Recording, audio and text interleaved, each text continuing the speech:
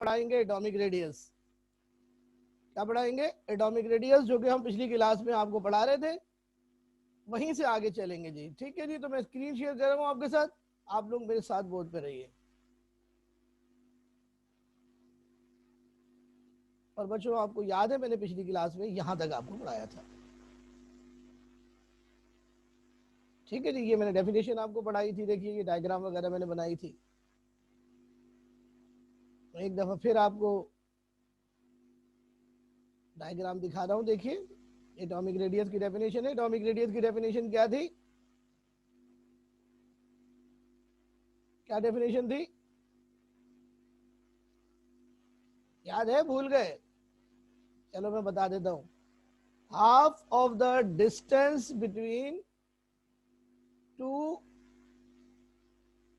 होमोन्यूक्लियाई covalently bonded atoms is called atomic radius. लेकिन बच्चों मैंने आपको क्या पढ़ाई थी डेफिनेशन, जो कि बहुत ही आसान थी। Half of the bond length between two same covalently bonded atom is called atomic radius.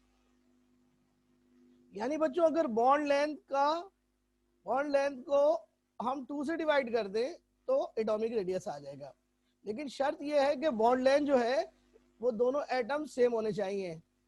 Example आपको दी थी कि 2 कार्बन एटम्स का डायमंड में जो डिस्टेंस है दोनों न्यूक्लियस के दरमियान, वो 154 पिकोमीटर होता है। अगर मैं 154 को 2 से डिवाइड कर दूं तो कार्बन का रेडियस आ जाएगा 77 पिकोमीटर। अब आइए बच्चों यूनिट की तरफ आते हैं। बच्चों एटॉमिक रेडियस का यूनिट जो है वो वही होगा जो कि मीटर, जो कि लेंथ का होता है। और बच्चों लेंथ का यूनिट होता है मीटर, या बच्चों सेंटीमीटर, या बच्चों नैनोमीटर, या बच्चों पिकोमीटर। ये बच्चों मुख्तलिफ यूनिट्स हैं लेंथ के। लेकिन बच्चों ये जो एटॉमिक रेडियस होता है इसके लिए एक स्पेशल यूनिट निकाला गया है और उसको कहते हैं एंगस्ट्रॉम यूनिट। और बच्चों ये इसका सिंबल बनाया गया है ए, और उसके ऊपर एक छोटा सा जीरो बनाते हैं ऊपर, इसको कहते हैं नॉट, ए नॉट। इसको कहते हैं एंगस्ट्रॉम यूनिट। ये छोटी छोटी लेंथ्स को मेजर करने का यूनिट है। तो बच्चों 1 एंगस्ट्रॉम जो है वो 10 की पावर -8 सेंटीमीटर के बराबर होता है, या 10 की पावर -10 मीटर के बराबर होता है, या 10 की पावर -1 नैनोमीटर के बराबर होता है, या 10 की पावर 2 पिकोमीटर के बराबर होता है। ये बच्चों 1 एंगस्ट्रॉम के इक्विवेलेंट से चारों, इनको आप अपने जहन में बिठा लीजिए अच्छी तरीके से। ये ब्लैक में आता है। 1 एंगस्ट्रॉम बहुत छोटा यूनिट है, बहुत ही छोटा यूनिट है, बहुत छोटा यूनिट है। क्योंकि 1 एंगस्ट्रॉम की वैल्यू जो है वो माइनस एक्सपोनेंट में आ रही है। और बच्चों आप ये देखिए कि ये एटम का रेडियस इतना छोटा है कि ये किसी भी नॉर्मल मेजरमेंट के जरिए निकाला नहीं जा सकता। -10 मीटर, इसको हम बच्चों नॉर्मल आंख से हम देख भी नहीं सकते इतनी छोटी लेंथ को। इसी वजह से बच्चों ना ही हमें एटम आंख से नजर आता है ना मालिक्यूल नजर आता है। बच्चों ये याद रखिएगा कि ऐसा यूनिट जो होता है वो लेंथ का मीटर होता है। जी जनाब, समझ में आ रहा है? जी स्टूडेंट, समझ में आ रहा है बेटा? ओके बच्चों, उसके बाद हम आपको पढ़ाएंगे फैक्टर्स अफेक्टिंग एटॉमिक रेडियस। बच्चों एटम का जो रेडियस है वो 2 फैक्टर पे डिपेंड करता है। जो पहला फैक्टर है number of shells in the atom. बच्चों किसी भी एटम में जितने ज्यादा शेल्स होंगे, जितने ज्यादा शेल्स होंगे एटॉमिक रेडियस उतना बड़ा होगा। इसका मतलब ये हुआ बच्चों कि जितना नंबर ऑफ शेल्स में और एटॉमिक रेडियस में डायरेक्ट रिलेशन जो है वो आ रहा है। कैसे बच्चों, देखिए जरा मैं आपको दिखाता हूँ। फर्ज करें बच्चों एक एटम है और उसके पास एक शेल है, ये बच्चों उसका न्यूक्लियस है, और ये उसका बच्चों एक शेल है उस एटम के पास। तो बच्चों यहां से लेके यहां तक का जो डिस्टेंस है वो रेडियस हो गया। फर्ज करें एक दूसरा एटम है, उसके पास बच्चों दो शेल हैं। तो अब आप देखिए किसका रेडियस बड़ा होगा, देख के बताइए मुझे, जिसके पास एक शेल है या जिसके पास दो शेल्स हैं। जी, किसका बड़ा होगा रेडियस, एक शेल वाले एटम का या दो शेल वाले एटम का? दो शेल वाले का बड़ा होगा। तो इसका मतलब है शेल्स जितने ज्यादा होंगे, शेल्स जितने ज्यादा होंगे रेडियस उतना ज्यादा होगा। और अगर तीन शेल होंगे तो रेडियस और बड़ा हो जाएगा, रेडियस और बड़ा हो जाएगा।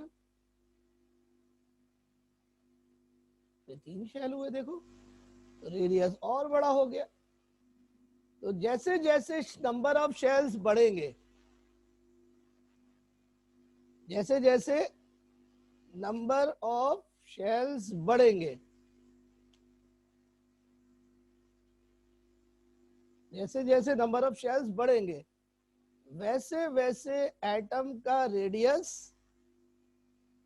यानी एटम का साइज बढ़ता जाएगा। इसका मतलब ये हुआ बच्चों कि एटम का रेडियस और नंबर ऑफ शेल्स में डायरेक्ट रिलेशन है, यानी atomic radius is directly proportional to the number of shells. Greater the number of shells, larger is the radius and vice versa.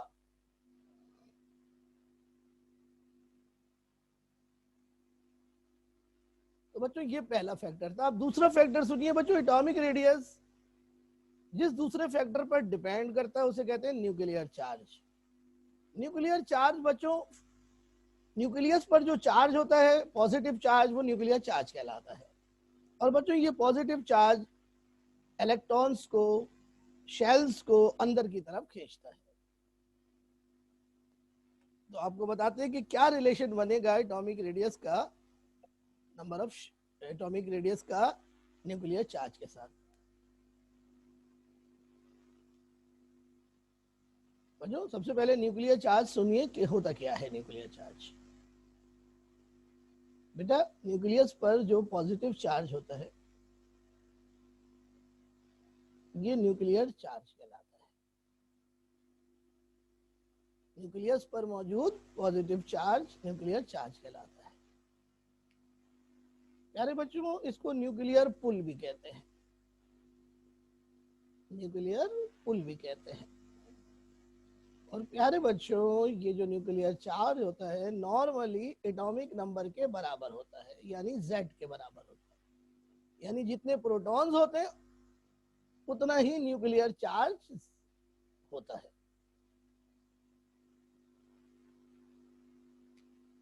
तो बच्चों एटॉमिक रेडियस से क्या relation है इसका देखिए।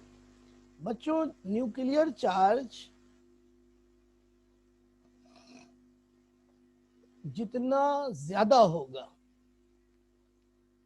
एटम का रेडियस उतना छोटा होगा।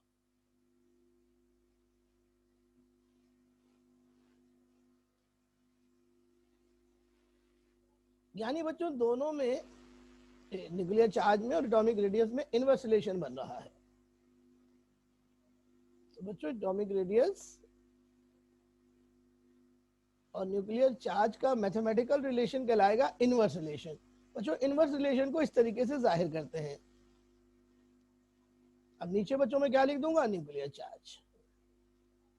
इसको हम पढ़ेंगे कैसे, इसको पढ़ेंगे कैसे कि atomic radius is inversely proportional to nuclear charge.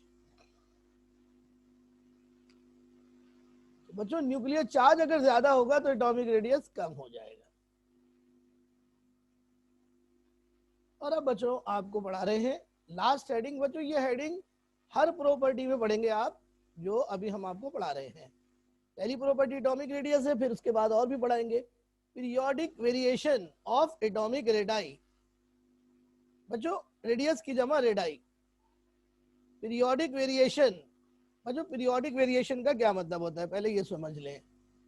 बच्चों पीरियोडिक टेबल में जब हम मूव करते हैं लेफ्ट टू राइट या down the group, left to right या top to bottom in a group, तो बच्चों एलिमेंट्स की जो प्रॉपर्टीज होती हैं उनकी वैल्यू ग्रेजुअली चेंज हो जाती है। इस चेंज को कहते हैं पीरियोडिक वेरिएशन। वेरिएशन का क्या मतलब होता है, चेंज। और पीरियोडिक का मतलब होता है गैप के साथ, यानी वो प्रॉपर्टीज जो एक खास गैप के बाद चेंज हो जाएंगी, वो पीरियोडिक वेरिएशन उसको कहेंगे। बच्चों मैं आपको एक डायग्राम के जरिए ये समझाता हूं, जरा सा देखिएगा। एक डायग्राम के जरिए आपको ये समझाता हूं।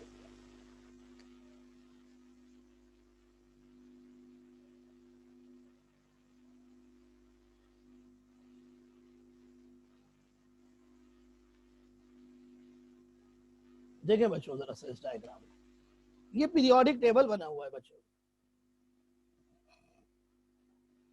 ये आपके सामने पीरियोडिक टेबल बना हुआ है।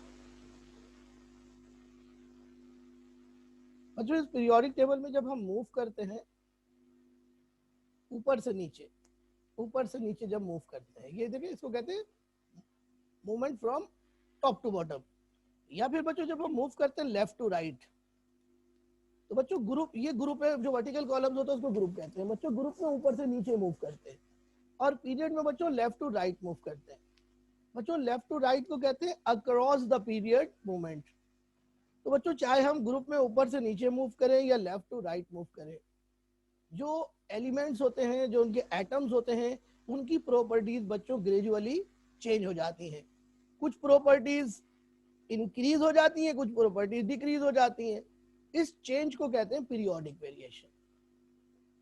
तो बच्चों अगर हम ग्रुप में ऊपर से नीचे को चेंज स्टडी करते हैं तो इसको कहते हैं ग्रुप ट्रेंड। और अगर हम पीरियड में इस प्रॉपर्टी को स्टडी करते हैं तो इसको कहते हैं पीरियोडिक ट्रेंड। ट्रेंड मसलन बच्चों एटॉमिक रेडियस जो अभी मैं पढ़ाने जा रहा हूं आपको, अगर हम ग्रुप में ऊपर से नीचे जाते हैं तो एटॉमिक रेडियस की वैल्यू देखिए डाउनवर्ड क्या हो रही है, डाउनवर्ड क्या हो रही है, एटॉमिक रेडियस इंक्रीज हो रहा है डाउनवर्ड। ऊपर से नीचे जाने पर एटॉमिक रेडियस बढ़ रहा है।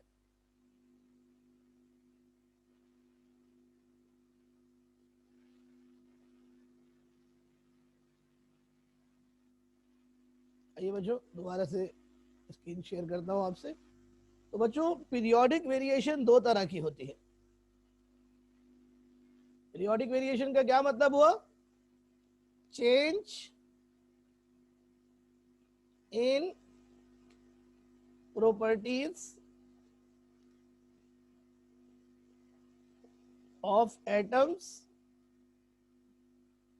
change in properties of atoms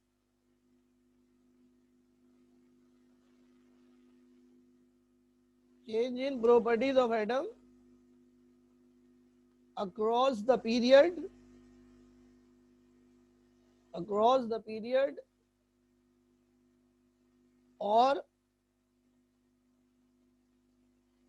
top to bottom, top to bottom in a group is called periodic variation. Periodic variation बच्चों दो तरह की होती है। अक्रॉस द पीरियड जो चेंज होता है उसको कहते हैं पीरियोडिक ट्रेंड,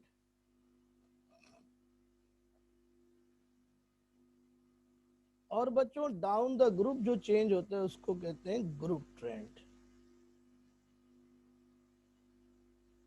बच्चों जो पीरियोडिक ट्रेंड होता है उसका अपोजिट ट्रेंड ग्रुप ट्रेंड होता है। यानी जो वैल्यू एटम की पीरियोडिक ट्रेंड में बढ़ रही होगी, ग्रुप ट्रेंड में वही वैल्यू कम हो रही होगी। आगे बच्चों, अब आपको एटॉमिक रेडियस का ट्रेंड पढ़ाते हैं। बच्चों, एटॉमिक रेडियस जब हम ग्रुप में ऊपर से नीचे जाते हैं, डाउन द ग्रुप जाते हैं, तो बच्चों एटॉमिक रेडियस की वैल्यू बढ़ती जाती है। यानी जैसे जैसे ग्रुप में एटॉमिक नंबर नीचे की तरफ बढ़ेगा, वैसे वैसे एटॉमिक रेडियस भी बढ़ेगा। इसकी क्या वजह है? बच्चों, जब ग्रुप में हम ऊपर से नीचे जाते हैं तो एक एक्स्ट्रा इलेक्ट्रॉनिक शेल ऐड हो जाता है, और बच्चों जितने ज्यादा शेल होंगे उतना ज्यादा रेडियस होगा। इसलिए बच्चों एटॉमिक रेडियस ग्रुप में ऊपर से नीचे बढ़ता जाता है। लेकिन इसके बरक्स बच्चों, एटॉमिक रेडाई पीरियड में लेफ्ट टू राइट मूव करने पर डिक्रीज होता जाता है। क्योंकि बच्चों जब हम लेफ्ट टू राइट जाते हैं तो एटॉमिक नंबर बढ़ता जाता है, और एटॉमिक नंबर बढ़ने की वजह से न्यूक्लियर चार्ज बढ़ता चला जाता है, और जितना ज्यादा न्यूक्लियर चार्ज होता है उतना ही कम एटॉमिक रेडियस होता है। इस बात को बच्चों मैं आपको समझाता हूं। देखिए, सबसे पहले ग्रुप ट्रेंड देखिए। ऐसे बच्चों हम लोग ग्रुप 1 की बात करते हैं। ग्रुप 1, ग्रुप 1, ग्रुप 1 में बच्चों कौन है? ग्रुप 1 में बच्चों पहला एलिमेंट है लिथियम, दूसरा आइटम है सोडियम, तीसरा आइटम है पोटाशियम, रुबिडियम, और उसके बाद बच्चों है सीजियम, और सीजियम के बाद बच्चों है फ्रेंशियम। लेकिन बच्चों फ्रेंशियम जो है वो रेडियो एक्टिव होता है, उसको हम नॉर्मल एलिमेंट कंसीडर नहीं करते। बच्चों लिथियम के पास 2 शेल्स है, क्योंकि बच्चों ये पीरियड 2 में है। सोडियम के पास 3 है, पोटाशियम के पास 4 है, रुबिडियम के पास 5 है, सीजियम के पास 6 है, और फ्रेंशियम के पास 7 है। लेकिन फ्रेंशियम को हम नॉर्मल एलिमेंट काउंट नहीं करते, क्योंकि ये रेडियो एक्टिव है।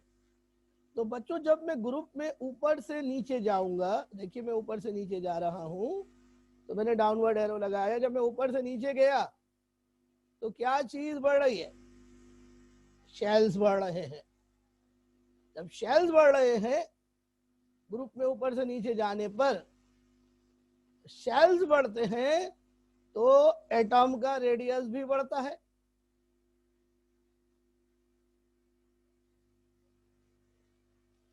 तो जल्दी से मुझे बताइए, इन ग्रुप 1 में सबसे बड़ा एलिमेंट कौन होगा? सबसे बड़ा रेडियस किसका होगा? लिथियम का या सीजियम का? लिथियम का या सीजियम का? फ्रेंशियम को छोड़ दो बेटा, फ्रेंशियम नॉर्मल एलिमेंट नहीं है। किसका रेडियस सबसे बड़ा होगा? सबसे बड़ा रेडियस किसका होगा? तो बच्चों सीजियम लार्जेस्ट होगा। सीजियम लार्जेस्ट होगा, क्योंकि इसके पास शेल सबसे ज्यादा है। और बच्चों लिथियम जो है वो स्मॉलेस्ट होगा। तो आपने देखा बच्चों, ग्रुप में ऊपर से नीचे जाने पर, हम किसी भी ग्रुप में जाए, ग्रुप में ऊपर से नीचे जाने पर शेल्स बढ़ने की वजह से एटॉमिक रेडियस भी बढ़ता चला जाता है। प्यारे बच्चों, पीरियोडिक टेबल में सबसे बड़ा साइज ग्रुप 1A के एलिमेंट्स का है। जो आपको पिछली क्लास में बताया था, ग्रुप 1A के एलिमेंट्स को अल्कली मेटल्स कहते हैं। सो बच्चों alkali metals have largest atomic radii in the periodic table.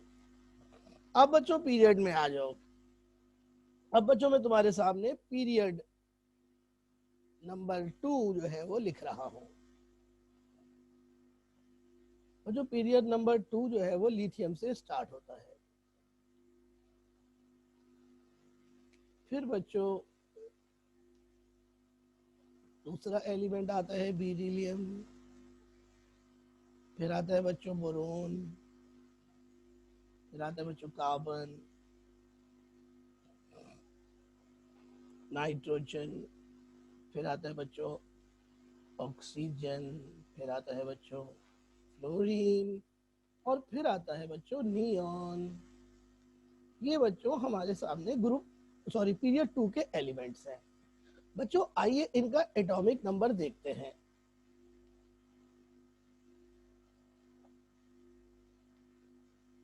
बच्चों लिथियम का एटॉमिक नंबर है 3, इसका 4, 5, 6, 7, 8, 9, 10। बच्चों पीरियड में जब हम मूव करते हैं तो विदाउट गैप एटॉमिक नंबर बढ़ता चला जाता है, कॉन्जिक्यूटिवली सक्सेसफुली बढ़ता चला जाता है। अब बच्चों जैसे कि मैंने आपको बताया था कि जब हम लेफ्ट टू राइट मूव करते हैं, तो एटॉमिक नंबर बढ़ता है। एटॉमिक नंबर बढ़ने का मतलब है कि न्यूक्लियर चार्ज बढ़ रहा है। बच्चों न्यूक्लियर चार्ज बढ़ेगा तो एटम का रेडियस छोटा होता चला जाएगा,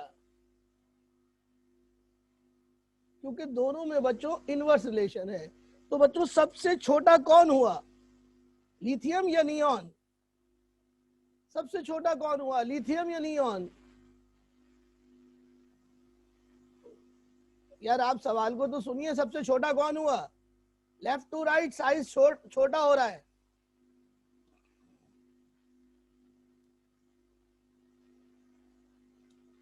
सबसे छोटा कौन हुआ, लिथियम या नियॉन? यस राना हमजा, ठीक है, दुआ सही है। तो सबसे छोटा होगा कौन, जिसका न्यूक्लियर चार्ज सबसे ज्यादा होगा, जिसका एटॉमिक नंबर सबसे ज्यादा होगा। तो नियॉन सबसे छोटी होगी। और बच्चों लिथियम सबसे लार्जेस्ट होगी। अभी मैंने आपको ऊपर बताया अल्कली मेटल का साइज सबसे लार्जेस्ट होता है अपने पीरियड्स में। तो बात समझ में आ गई? तो जब पीरियड में लेफ्ट टू राइट मूव करेंगे तो पहला एलिमेंट का साइज छोटा होगा, सॉरी लार्जेस्ट होगा, और फिर साइज छोटा होता चला जाएगा लेफ्ट टू राइट, यहां तक के सबसे आखिर में जो ग्रुप है, सबसे आखिरी एलिमेंट जो है, उस पे साइज स्मॉलेस्ट हो जाएगा। और ये बच्चों नोबल गैसेस हैं। तो बच्चों सबसे छोटा साइज किसका होता है, स्मॉलेस्ट साइज किसका होता है, स्मॉलेस्ट रेडियस किसका होता है, ग्रुप 8A के एलिमेंट्स का, यानी नोबल गैसेस का। तो बच्चों ये था हमारा टॉपिक।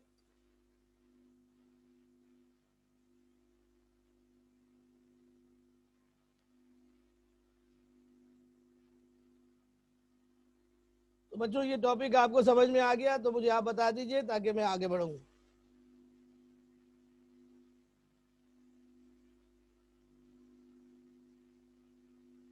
ओके स्टूडेंट्स, तो बच्चों हेडिंग लगाएं अपने पास, आयोनाइजेशन पोटेंशियल। आयोनाइजेशन पोटेंशियल बच्चों इसका दूसरा नाम है आयोनाइजेशन एनर्जी।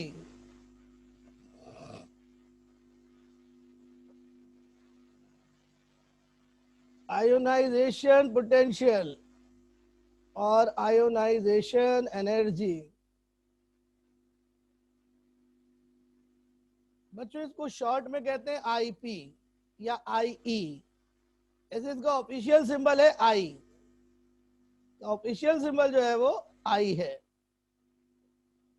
तो बच्चों इसकी डेफिनेशन सुनने से पहले आप जरा सा तवज्जो करें मेरे लेक्चर पर। बच्चों किसी एटम से जब हम इलेक्ट्रॉन निकालते हैं तो बच्चों ये इलेक्ट्रॉन उस एटम के आउटर मोस्ट शेल से निकलता है। बच्चों इलेक्ट्रॉन निकालने के लिए हम एटम को या फिर आयन को पहले गैस में कन्वर्ट करते हैं, यानी बच्चों गैसियस स्टेट में हम इलेक्ट्रॉन निकालते हैं। बच्चों किसी गैसियस एटम के वैलेंस शेल से यानी आउटर मोस्ट शेल से वैलेंस इलेक्ट्रॉन निकालने के लिए हमें एनर्जी देनी पड़ती है। बच्चों वो एनर्जी जो वैलेंस इलेक्ट्रॉन को निकालने के लिए देनी पड़ती है, उस एनर्जी को आयोनाइजेशन एनर्जी या आयोनाइजेशन पोटेंशियल कहते हैं। बच्चों इलेक्ट्रॉन एफिनिटी की वैल्यू हमेशा पॉजिटिव होती हैं, यानी हमें ये पता चलता है कि जब भी कैटाइन बनेगा, कैटाइन बनने का अमल एंडोथर्मिक होगा। बच्चों एंडोथर्मिक का मतलब होता है कि हमें एनर्जी देनी पड़ेगी, यानी इलेक्ट्रॉन निकालने के लिए एनर्जी देनी पड़ती है। बच्चों आयोनाइजेशन पोटेंशियल का यूनिट होता है किलो जूल पर मोल। बच्चों ये एसआई यूनिट है, यानी सिस्टम इंटरनेशनल में यूनिट है किलो जूल पर मोल। इसमें बेटा के स्मॉल है, जे कैपिटल है, किलो जूल पर मोल। बच्चों ये एनर्जी का यूनिट है केमिस्ट्री में, चाहे आयोनाइजेशन एनर्जी हो या इसके बाद जो हम पढ़ेंगे इलेक्ट्रॉन एफिनिटी उसका यूनिट हो या कोई और भी एनर्जी हो। बच्चों एनर्जी का एक और यूनिट होता है किलो कैलोरी पर मोल। नोट करिए, नाम नोट करिए, किलो कैलोरी पर मोल। एक और यूनिट है इलेक्ट्रॉन वोल्ट पर मोल, इसको कहते हैं ईवी पर मोल, ईवी पर मोल। और बच्चों एक और यूनिट है ईवी पर एटम। ये मुख्तलिफ यूनिट है, लेकिन हम यूनिट जो यूज करेंगे वो है किलो जूल पर मोल, ये ऐसा यूनिट है। मिसाल के तौर पर बच्चों हाइड्रोजन एटम की ionization energy 1312 kilo joule per mole है। बच्चों अब इसको समझिए बोर्ड के ऊपर, बोर्ड पे समझिए जनाब।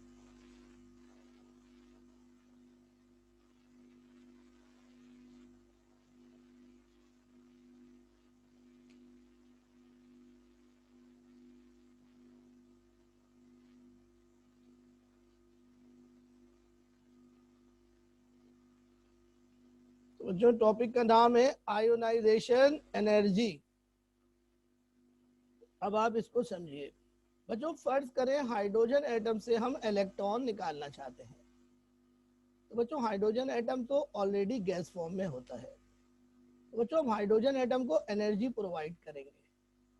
बच्चों जब हम एनर्जी प्रोवाइड करेंगे तो हाइड्रोजन एटम में मौजूद जो इलेक्ट्रॉन है, हाइड्रोजन के पास है ही एक इलेक्ट्रॉन, तो वो इलेक्ट्रॉन एनर्जी एब्सॉर्ब करेगा और एब्सॉर्ब करने के बाद वो एटम से बाहर निकल जाएगा। ये वो इलेक्ट्रॉन है जो हाइड्रोजन से बाहर निकला। बच्चों जब हाइड्रोजन से इलेक्ट्रॉन निकलेगा तो बच्चों हाइड्रोजन जो है वो अपने कैटाइन यानी पॉजिटिव आयन में कन्वर्ट हो जाएगा। बच्चों हाइड्रोजन के पॉजिटिव आयन को प्रोटॉन कहते हैं। तो बच्चों हाइड्रोजन को प्रोटॉन में कन्वर्ट करने के लिए हमें एक इलेक्ट्रॉन निकालना होगा। बच्चों इस एक इलेक्ट्रॉन को निकालने के लिए हमें एनर्जी देनी होगी। बच्चों जो एनर्जी हम देते हैं उस एनर्जी को हम डेल्टा एच से जाहिर करते हैं। जो एनर्जी निकलती है या जो एनर्जी देते हैं उसको डेल्टा एच से जाहिर करते हैं। डेल्टा एच का मतलब होता है इंथैल्पी चेंज। बच्चों इस अमल में यानी कैटाइन फॉर्मेशन में जो इंथैल्पी चेंज है उससे कहते हैं आईई या फिर कहते हैं आईपी, यानी आयोनाइजेशन एनर्जी या आयोनाइजेशन पोटेंशियल। बच्चों आईई की वैल्यू हमेशा पॉजिटिव होती है और इसका यूनिट होता है किलो जूल पर मोल। बात समझ में आ गई? तो बच्चों इसको दो दो बातें इसमें जो बहुत इंपॉर्टेंट है वो आपके समझने की ये है कि कैटाइन फॉर्मेशन जो होती है, कैटाइन फॉर्मेशन मेरा बेटा वो हमेशा एंडोथर्मिक होती है। और बच्चों एंडोथर्मिक का मतलब ये है कि जो डेल्टा एच की वैल्यू होगी वो पॉजिटिव होगी। लेकिन बच्चों इसके बरक्स एनाइन फॉर्मेशन जो है वो मोस्टली एक्सोथर्मिक होती है। मोस्टली, देखो मैं लिख रहा हूं, जुमला सुना करो, हमेशा नहीं, मोस्टली एक्सोथर्मिक होती है। यानी बच्चों जब भी एनाइन बनेगा इलेक्ट्रॉन आप एटम में डालेंगे तो एनर्जी निकलेगी। और बच्चों डेल्टा एच की वैल्यू मोस्टली नेगेटिव होगी लेकिन पॉजिटिव भी हो सकती है। ये एनाइन फॉर्मेशन हम कल आपको पढ़ाएंगे। और एनाइन फॉर्मेशन में जो एनर्जी मोस्टली निकलेगी उस एनर्जी को कहते हैं electron affinity. Is it clear? इसको कॉपी कर लो बच्चों जल्दी से।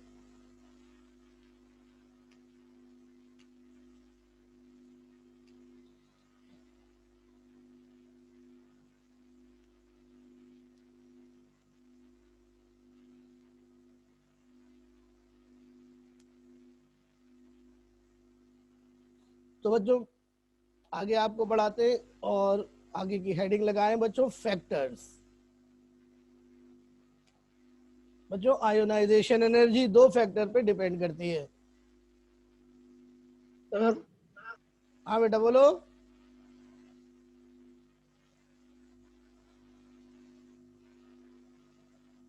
बच्चों आयोनाइजेशन एनर्जी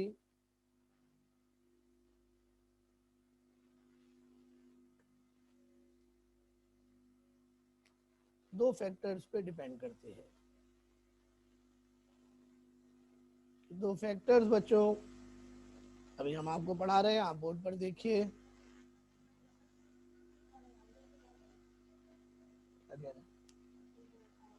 हाँ बोल दो जी बेटा।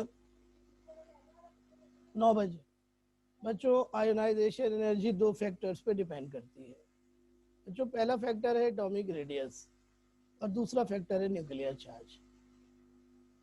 तो बच्चों गौर से देखिए, पहला फैक्टर सुनिए। बच्चों एटॉमिक रेडियस जितना बड़ा होगा, यानी एटम का साइज जितना बड़ा होगा, इलेक्ट्रॉन निकालना उतना आसान होगा और हमें कम एनर्जी देनी पड़ेगी, यानी आयोनाइजेशन पोटेंशियल की वैल्यू कम हो जाएगी। जो एटॉमिक रेडियस ग्रुप में ऊपर से नीचे बढ़ता है, इसके बरक्स बच्चों न्यूक्लियर चार्ज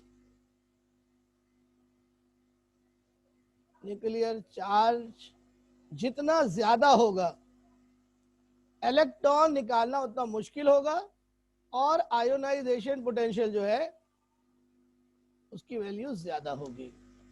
इसका मतलब है बच्चों एटॉमिक रेडियस और आयोनाइजेशन पोटेंशियल में इनवर्स रिलेशन है।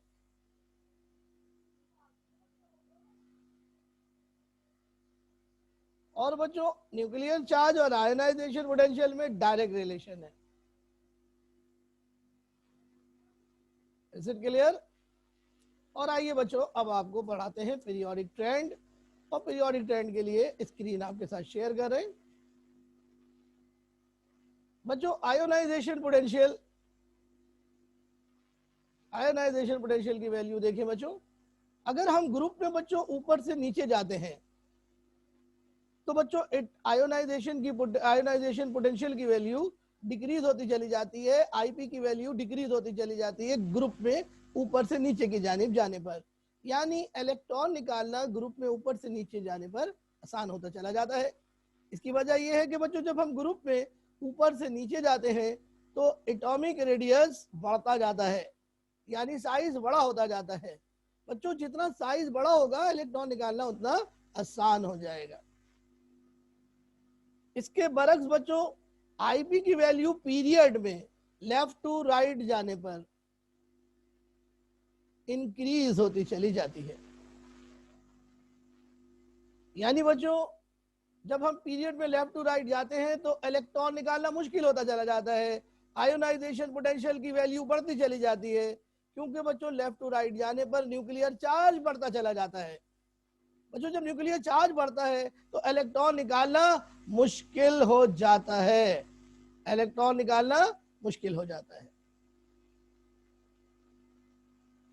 तो बच्चों ये था हमारा आज का लेक्चर। बच्चों कल के लेक्चर में हम इस चैप्टर को वाइंड अप करेंगे, चैप्टर नंबर 5 को। आप ये बताइए आज का लेक्चर कैसा रहा, आपको समझ में आया सब लोगों को?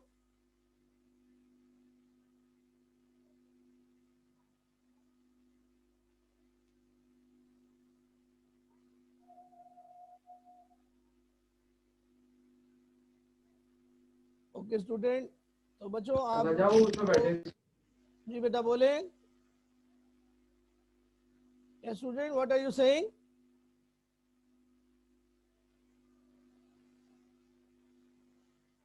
ओके स्टूडेंट्स, तो टाइम इज अप।